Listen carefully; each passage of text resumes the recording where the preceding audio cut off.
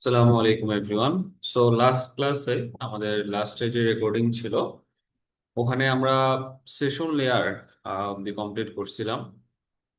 আর বাদবাকি যে লেয়ার গুলা আছে, আহ, আমরা টোটাল হচ্ছে অ্যারাউন্ড দুইটা লেয়ার পড়ছি, একটা অ্যাপ্লিকেশন লেয়ার আর একটা প্রেজেন্টেশন লেয়ার, অ্যান্ড তিন নাম্বারটা হচ্ছে সেশন লেয়ার।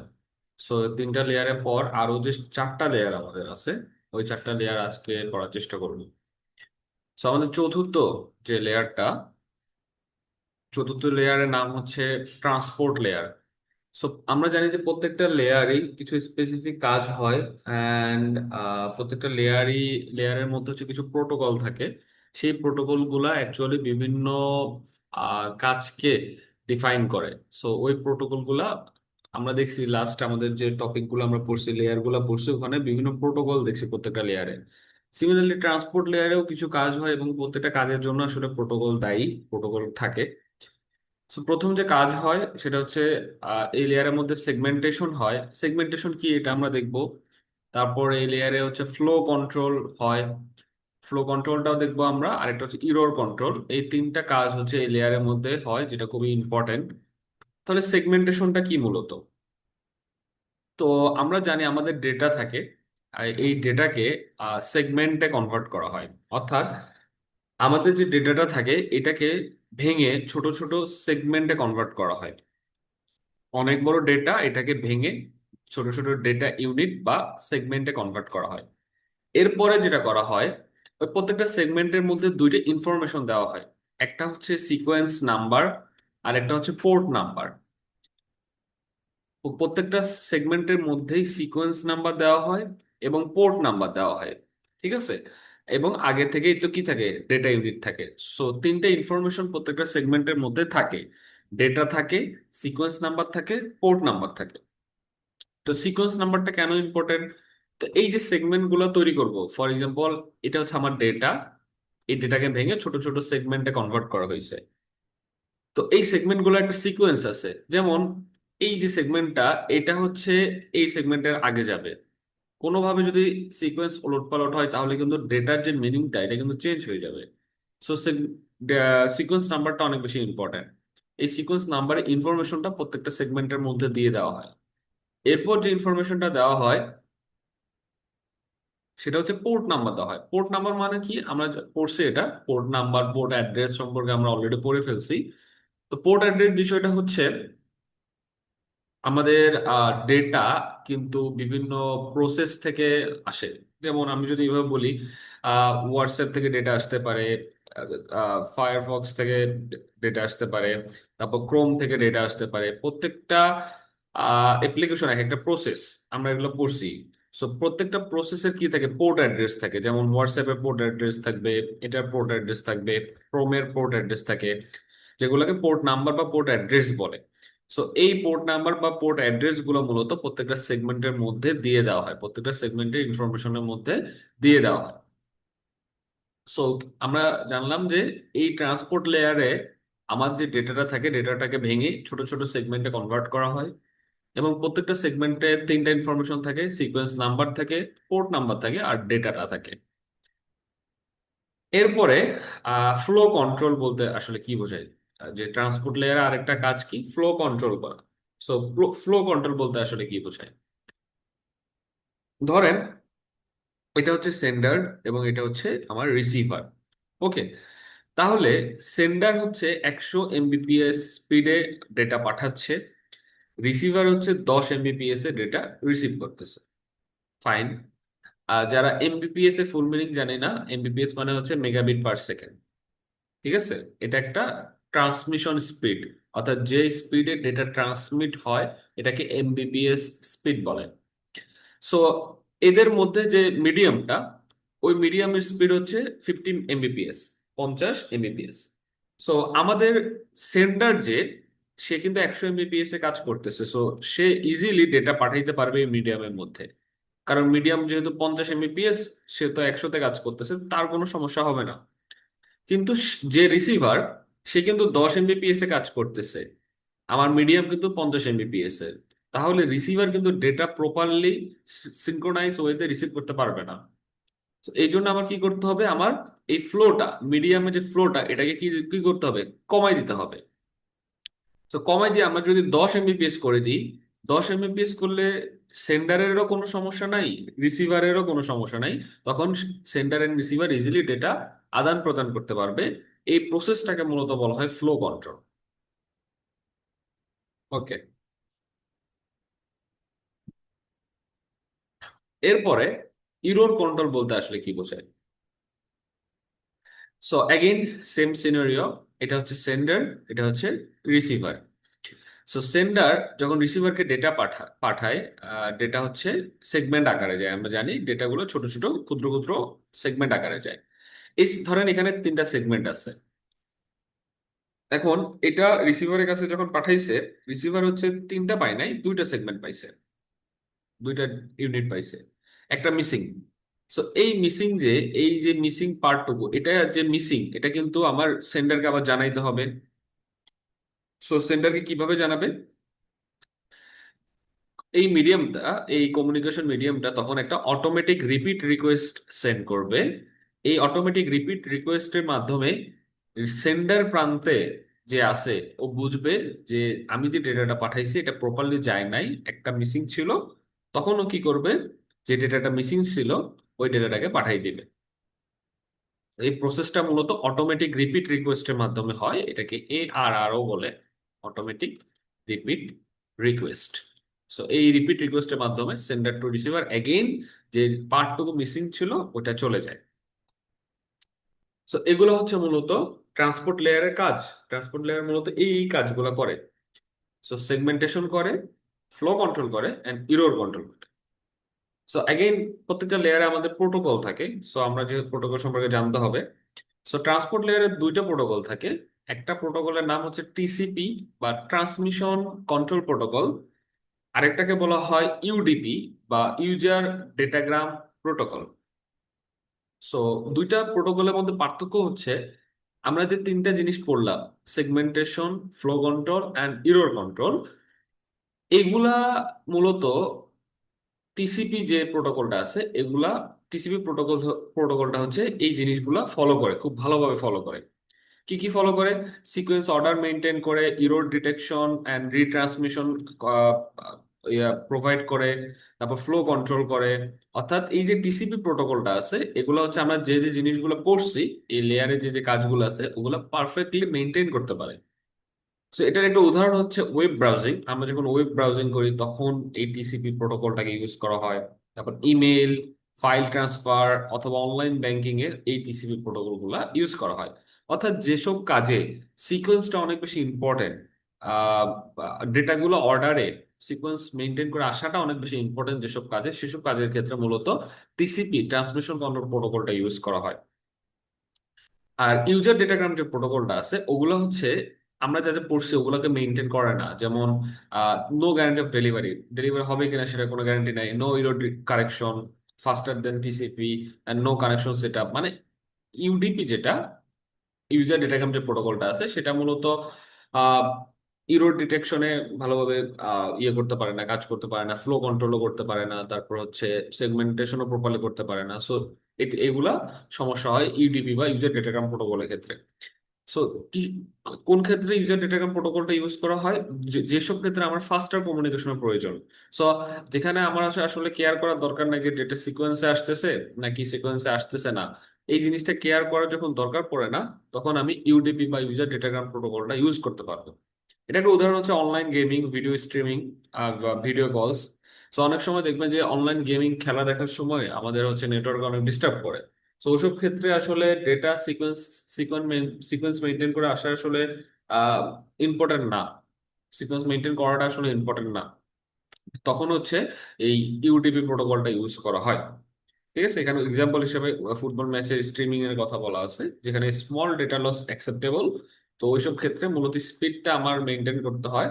সো ওইসব ক্ষেত্রে ইউডিপিটা ইউজ করা হয়।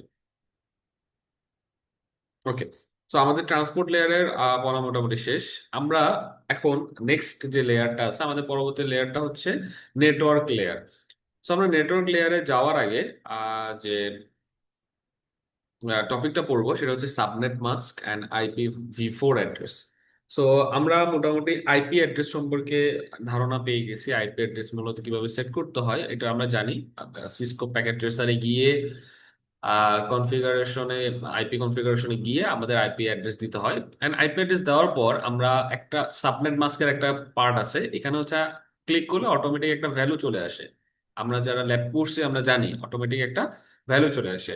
আপনাদেরকে বলছিলাম যে সাবনেট মাস্ক আমরা পরে পড়বো। তাহলে এই সাবনেট মাস্কটা মূলত কি?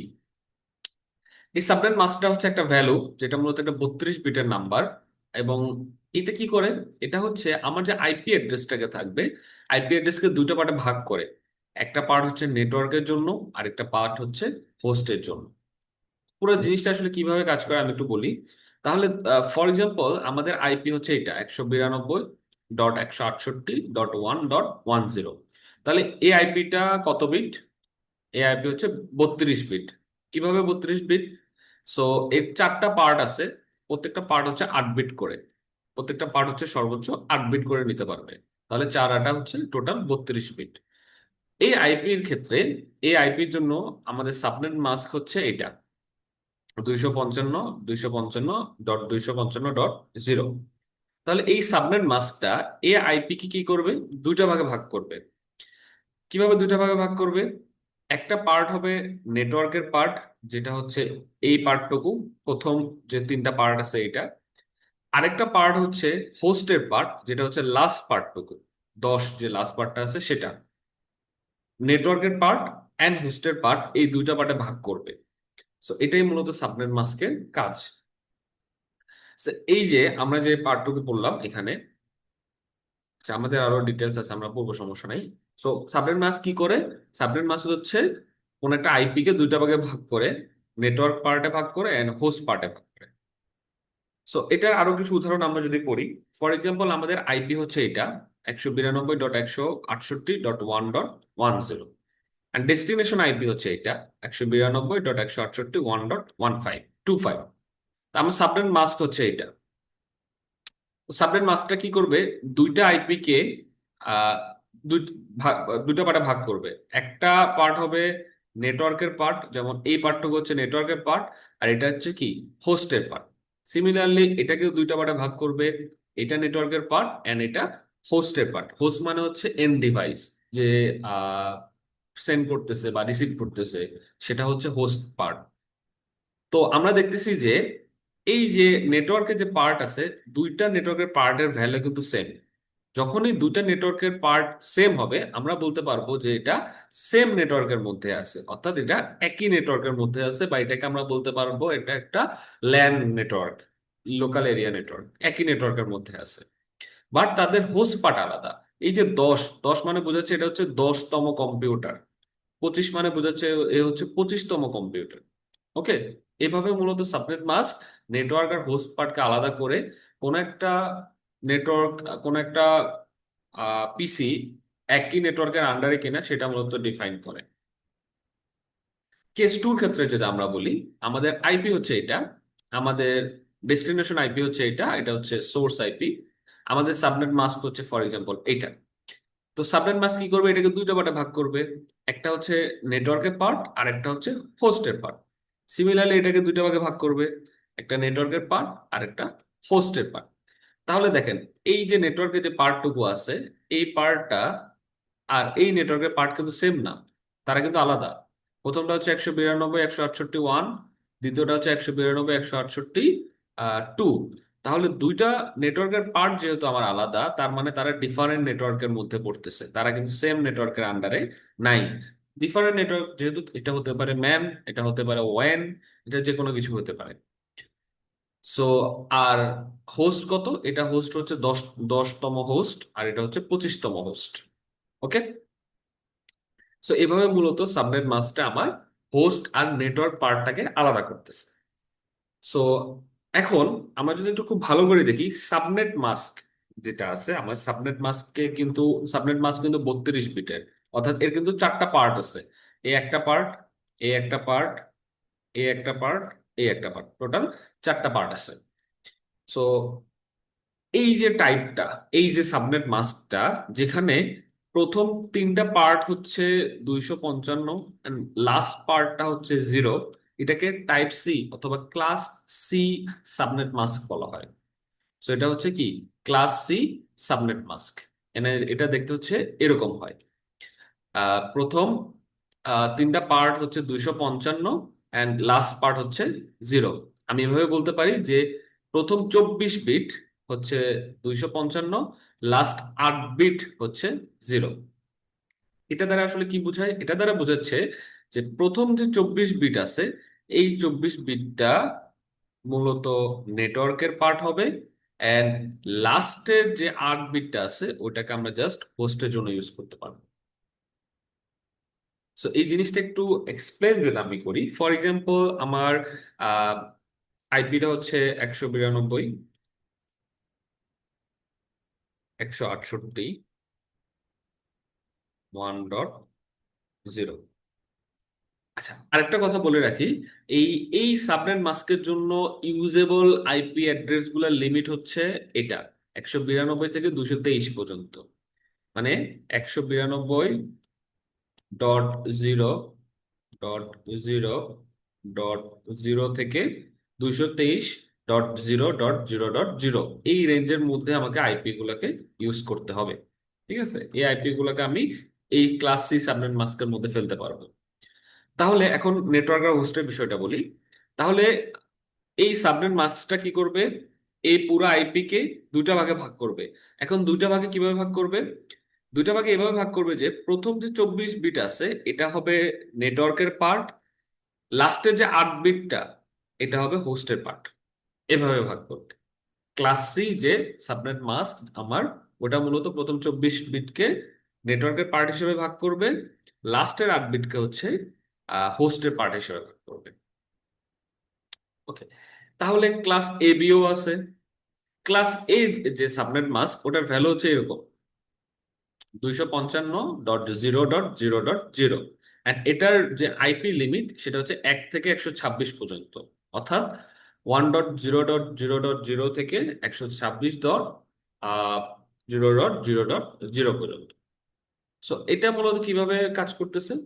সো আমি যদি একটা আইপি লিখি 10.10.10.1। সো এই সাবনেট মাস্কটা কি করতেছে? সাবনেট মাস্কের আমি যদি দেখি তাহলে প্রথম 8 বিট হচ্ছে নেটওয়ার্ক, পরে 24 বিট হচ্ছে হোস্ট। ঠিক আছে, প্রথম 8 বিট হচ্ছে নেটওয়ার্ক, তারপরে 24 বিট হচ্ছে হোস্ট। ও কি করবে? আমার যে আইপিটাকে আছে আইপি কে দুইটা ভাগে ভাগ করবে, একটা নেটওয়ার্ক পার্টে ভাগ করবে, একটা হোস্ট পার্টে ভাগ করবে। সো নেটওয়ার্ক পার্ট হবে শুধুমাত্র প্রথম 8 বিটের জন্য, আর হোস্ট পার্ট হবে তারপরে 24 বিটের জন্য। এই প্রথমটা হচ্ছে নেটওয়ার্কের পার্ট, এটা হচ্ছে আমার হোস্টের পার্ট। ওকে, তাহলে নেটওয়ার্কের পার্ট এখানে কত? 8 বিট, আর হোস্টের পার্ট হচ্ছে এখানে 24 বিট। এভাবে মূলত ক্লাস এ যে সাবনেট মাস্কটা আছে সেটা ডিফারেন্সিয়েট করবে নেটওয়ার্ক আর হোস্টকে। ক্লাস বিটা কি? ক্লাস বির যে সাবনেট মাস্ক এটার ভ্যালু হচ্ছে 255.255.0.255.0.0। এটার ইউজেবল আইপি গুলো হচ্ছে 128 থেকে 191 পর্যন্ত। 128 থেকে 191 মানে হচ্ছে 128.0.0.0 থেকে 191.0.0.0 পর্যন্ত। সো এটা যদি আমরা একটা আইপি লিখি, ফর এক্সাম্পল হচ্ছে 128.1.1.1 লিখলাম। এই সাবনেট মাস্কটা কি করবে? এটাকে দুইটা ভাগে ভাগ করবে। এখন প্রথম 16 বিট, প্রথম 16 বিট হচ্ছে আমার নেটওয়ার্কের পার্ট, তারপরে 16 বিট হচ্ছে আমার হোস্টের পার্ট। সো এবারে এভাবে মূলত ডিফারেন্সিয়েট করবে। প্রথম 16 বিট হচ্ছে নেটওয়ার্কের পার্ট, তারপরে 16 বিট হচ্ছে আমার হোস্টের পার্ট। ওকে, এভাবে মূলত আমার আলাদা করবে। আশা করি পারবেন জিনিসটা, আপনারা রিপিট করে দেখবেন যদি না বুঝেন। ঠিক আছে, তাহলে 3 ধরনের আমরা সাবনেট মাস্ক করছি: class A, class B, class C. Class এর ক্ষেত্রে আমার 8 বিট হচ্ছে নেটওয়ার্ক, আর 24 বিট হচ্ছে হোস্ট। মানে হোস্ট হচ্ছে এই 24 বিটকে ইউজ করতে পারে, 24 বিটের যে কোনো বিটকে সে ইউজ করতে পারবে। ক্লাস বির ক্ষেত্রে 16 বিট হচ্ছে নেটওয়ার্কের পার্ট, আর 16 বিট হচ্ছে হোস্টের পার্ট। ক্লাস সির ক্ষেত্রে 24 বিট হচ্ছে নেটওয়ার্কের পার্ট, আর 8 বিট হচ্ছে হোস্টের পার্ট। তাহলে ক্লাস এর যে সাবনেট মাস্ক আছে, এই ক্লাস এর সাবনেট মাস্ক দিয়ে আমরা কতগুলো হোস্টকে কানেক্ট করতে পারবো? অর্থাৎ এই সাবনেট মাস্ক ইউজ করে আমরা কতগুলো ডিভাইস বা হোস্টকে কানেক্ট করতে পারবো। সো কিভাবে আমরা এটা বের করব? সো আমার হোস্টের জন্য কত বিট রাখছি? 24 বিট রাখছি। সো আমি যদি লিখি 2 টু দি পাওয়ার 24, এন্ড এটা যদি আপনি ক্যালকুলেশন করেন, তখন আপনি দেখবেন যে এই ক্লাস এ সাবনেট মাস্ক ইউজ করে আপনি নিয়ারলি 1,67,77,216টা হোস্ট কম্পিউটার আপনি এই সাবনেট মাস্ক ইউজ করে ব্যবহার করতে পারবেন। তারপর দ্বিতীয়টার ক্ষেত্রে যদি আমরা বলি, হোস্টের জন্য কত বিট এখানে? 16 বিট। তাহলে 2 টু দি পাওয়ার 16 হবে 65,536টা হোস্টকে আপনি এখানে ইউজ করতে পারবেন। মানে এই সাবনেট মাস্কটা ইউজ করে আপনি এত সংখ্যক পিসি কানেক্ট করতে পারবেন। আর লাস্টেরটা হচ্ছে হোস্টের জন্য 8 বিট, আর তখন আপনি 2 টু দি পাওয়ার 8 মানে 256টা হোস্ট আপনি এখানে কানেক্ট করতে পারবেন। So, এভাবে হচ্ছে ম্যাথমেটিক্যাল কিছু টার্ম আসতে পারে পরীক্ষায়, যে সাবনেট মাস্ক, ক্লাস এ সাবনেট মাস্কের জন্য কতগুলা হোস্ট কানেক্ট হতে পারে, ক্লাস বির জন্য কতগুলা কানেক্ট হতে পারে, ক্লাস সির জন্য কতগুলা কানেক্ট হতে পারে। তো আপনাকে সাবনেট মাস্ক গুলা মনে রাখতে হবে, হ্যান্ড প্রত্যেকটা সাবনেট মাস্কের আইপি রেঞ্জ গুলা মাথায় রাখতে হবে, এন্ড কতগুলো ডিভাইস ওগুলোর সাথে কানেক্ট হবে সেই জিনিসটা আপনাকে মাথায় রাখতে হবে। ওকে।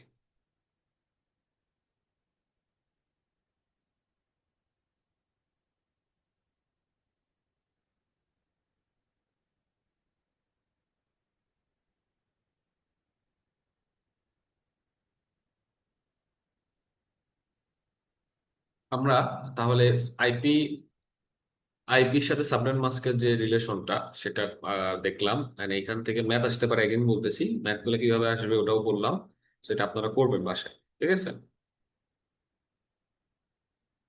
এখন আসি আমরা নেটওয়ার্ক লেয়ারে।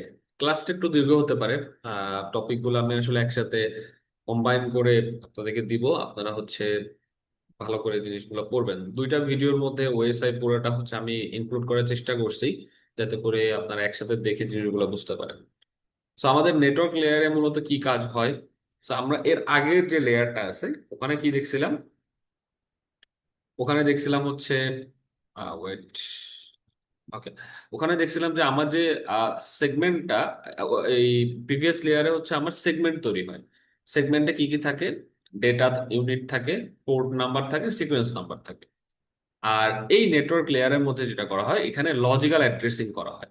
সো দুই ধরনের অ্যাড্রেসিং আসলে পাওয়া যায়। এক টাইপের অ্যাড্রেসিং হচ্ছে লজিক্যাল অ্যাড্রেসিং। লজিক্যাল অ্যাড্রেসিং এ কি করা হয়? আপনার যে সেগমেন্টটা আছে, যেটা আপনি প্রিভিয়াস লেয়ার থেকে কালেক্ট করতেছেন, এই সেগমেন্টের সাথে আপনি আরো দুইটা ইনফরমেশন অ্যাড করবেন। একটা হচ্ছে সোর্সের আইপি অ্যাড্রেস, অর্থাৎ সেন্ডারের আইপি অ্যাড্রেস, আর একটা হচ্ছে রিসিভারের আইপি অ্যাড্রেসটাকে অ্যাড করবেন।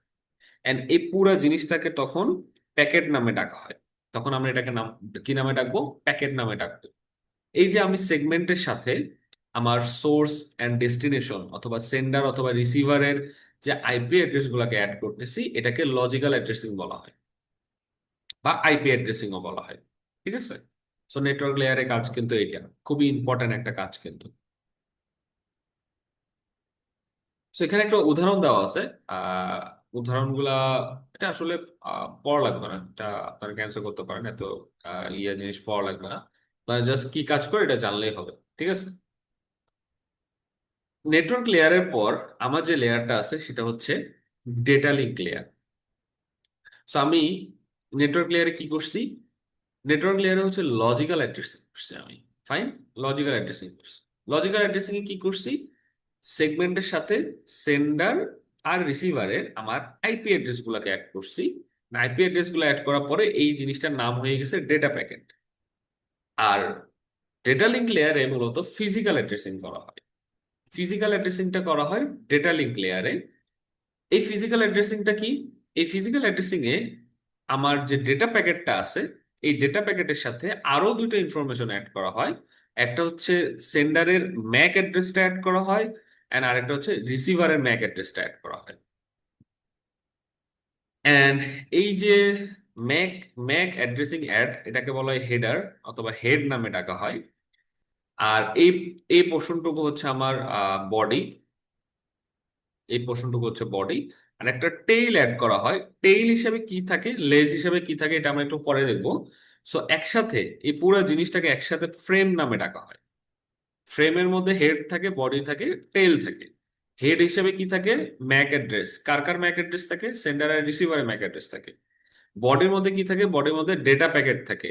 ডেটা প্যাকেটের মধ্যে সেন্ডার আর রিসিভারের আইপি থাকে আর সেগমেন্টটা থাকে। আর লাস্টে হচ্ছে টেইল থাকে। তো টেইল হিসেবে কি করা হয়, কি ইউজ করা হয়?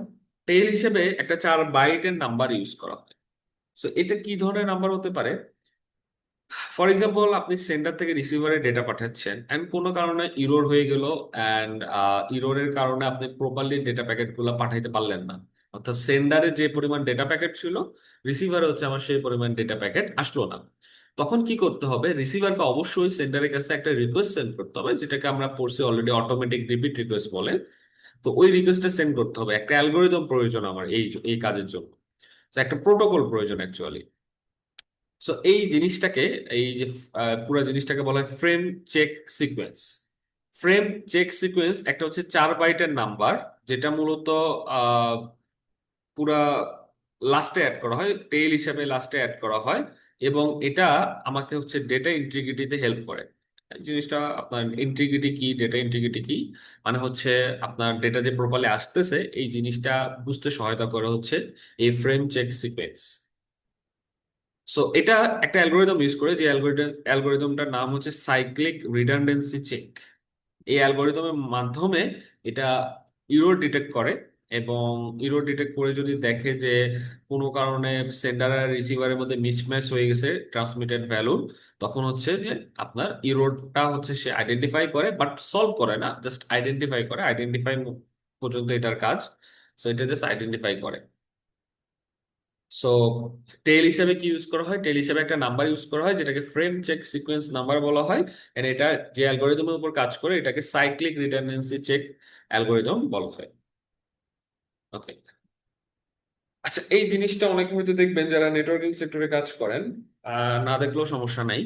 তো আমরা যে ডেটা লিঙ্ক লেয়ারটা পড়তেছিলাম, এই লেয়ারটা সফটওয়্যার হিসাবে, সফটওয়্যার আকারে এমবেডেড করা থাকে। এই জিনিসটাকে বলা হয় নেটওয়ার্ক ইন্টারফেস কার্ড। আপনাদের কম্পিউটার, আপনাদের পিসি, ল্যাপটপের মধ্যে নেটওয়ার্ক ইন্টারফেস কার্ড থাকে। এই নেটওয়ার্ক ইন্টারফেস কার্ডটা আপনার হচ্ছে সফটওয়্যার হিসাবে,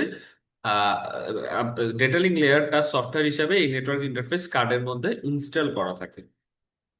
অ্যান্ড সেন্ডার থেকে রিসিভারের মধ্যে যখন ডেটা আদান প্রদান হয়, তখন ডেটা লিঙ্ক লেয়ারটা দুইজনের মধ্যে কিন্তু সফটওয়্যার হিসেবে ইনস্টল করা আছে। অ্যান্ড এই নেটওয়ার্ক ইন্টারফেস কার্ড ইউজ করে মিডিয়ার মাধ্যমে রিসিভারের কাছে সেন্ড করা হয়। অ্যান্ড মিডিয়া হিসেবে কি থাকতে পারে, কোএক্সিয়াল কেবল থাকতে পারে, অপটিক্যাল ফাইবার থাকতে পারে, অথবা ওয়্যারলেস কানেকশন হতে পারে। ঠিক আছে। এভাবে মূলত সেন্ডার থেকে রিসিভারে ডেটা যায়, ডেটা আদান প্রদান হয়। এবং এই কাজে হেল্প করে হচ্ছে আমার নেটওয়ার্ক ইন্টারফেস কার্ড। ওকে। সো এটাও পড়া লাগবে না আপনাদের, আমি কিছু এক্সট্রা জিনিস অ্যাড করে রাখছি, এটা লাগবে না। ওকে। এখন যে জিনিসটা আমরা বলবো, একদম শর্ট শর্ট কিছু টপিক হচ্ছে আমি এখানে ইনক্লুড করছি। আপনাদের জিনিসগুলো যে আপনার ডেফিনেশন আর কি কাজ করে এটা পড়বেন। সো সিএসএমএ বা ক্যারিয়ার সেন্স মাল্টিপল অ্যাক্সেস, এটা মূলত কাকে বলে? ফর এক্সাম্পল, আপনার মিডিয়া হচ্ছে একটা, সেন্ডার হচ্ছে দুইজন, সেন্ডার হচ্ছে দুইজন, রিসিভারও দুইজন। ঠিক আছে। বাট আমার মিডিয়া একটা। তো সেন্ডার ওয়ান যখন ডেটা পাঠাবে, সেন্ডার টু কিন্তু ওই ডেটাটা ওই লাইনের বা মিডিয়ার মধ্যে যে পাঠাইতে পারবে না। কারণ সেন্ডার ওয়ান যখন ডেটা পাঠাবে তখন কিন্তু লাইনটা, এই মিডিয়াটা ব্যস্ত থাকবে, বিজি থাকবে। সেন্ডার টু কে, সেন্ডার টুর কাছে ওই ইনফরমেশনটা থাকতে হবে যে এই যে কেবলটা বা এই যে মিডিয়াটা এখানে, এটা হচ্ছে ব্যস্ত। এটা কে ইউজ করতেছে, সেন্ডার ওয়ান ইউজ করতেছে। এই ইনফরমেশনটা কিন্তু থাকা লাগবে। তো এই ইনফরমেশনটা একটা প্রোটোকল আকারে মেনটেন করা হয়, যেটাকে বলা হয় ক্যারিয়ার সেন্স মাল্টিপল অ্যাক্সেস। এটা একটা প্রোটোকল যেটা মূলত ডেটা লিঙ্ক লেয়ারে ইউজ করা হয়। কি কি জন্য ইউজ করা হয়? কমিউনিকেশন চ্যানেল বা মিডিয়াটাকে কন্ট্রোল করার জন্য ইউজ করা হয়। মানে এই যে কমিউনিকেশন চ্যানেলটা আছে, এটাকে কে অ্যাক্সেস করতেছে, এই অ্যাক্সেসটা ইনফরমেশনটা মূলত দুইজনের কাছে যাতে থাকে, এই জন্য এই প্রোটোকলটাকে ইউজ করা হয়।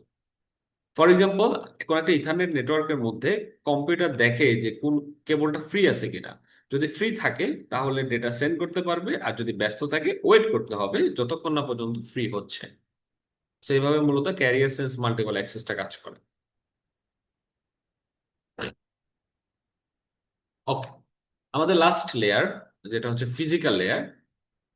আমরা এতক্ষণ পর্যন্ত যা যা পড়ছি আমি যদি একটু দেখি, আমরা ডেটাকে প্যাকেটে কনভার্ট করছি। অর্থাৎ ডেটাকে আমরা প্রথমে সেগমেন্টে ভাগ করছিলাম, সেগমেন্টের সাথে আমরা সোর্স আর ডেস্টিনেশনে আইপি অ্যাড করছিলাম, তখন ওটাকে আমরা প্যাকেট নামে ডাকছি। প্যাকেটের সাথে আবার সোর্স আর ডেস্টিনেশনে ম্যাক অ্যাড্রেস অ্যাড করছি এবং একটা টেইল অ্যাড করছি, যেটাকে ফ্রেম চেক সিকোয়েন্স টেইল নামে ডাকছি আমরা। তখন এটাকে আমরা কি বলছি? ফ্রেম বলছি। এই পুরো জিনিসটাকে আমরা বলবো তখন ফ্রেম। এখন ফিজিক্যাল লেয়ারে যে কাজটা হয়, ফিজিক্যাল লেয়ারে এই যে পুরা যে জিনিসটা আছে এটাকে ডিজিটাল ডেটা বা ডিজিটাল ভ্যালুতে কনভার্ট করা হয়, অর্থাৎ 1010 তে কনভার্ট করা হয়। সো এই কনভার্সনটা কেন করব আমরা? কারণ আমার এই ডেটাটাকে বিটে যদি আমি কনভার্ট না করি তাহলে কিন্তু আমি সেন্ড করতে পারবো না।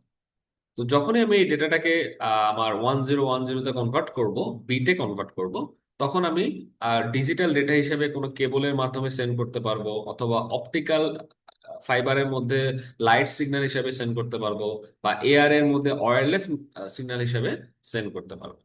তো এই কাজটাই মূলত ফিজিক্যাল লেয়ারে হয়। এন্ড এতটুকুই আপনাদের হচ্ছে ওএসআই মডেল বা layering of OSI model. So আপনারা পড়বেন ভালো করে, এন্ড এটার উপরে পুরো স্লাইডের উপরে কিন্তু সিটি থাকবে, আপনাদের ডেট দেওয়া হয়েছে অলরেডি। সো আশা করি জিনিসটা কভার করবেন, যদি না বুঝেন আমাকে জানাবেন। আল্লাহ হাফেজ, আসসালামু আলাইকুম।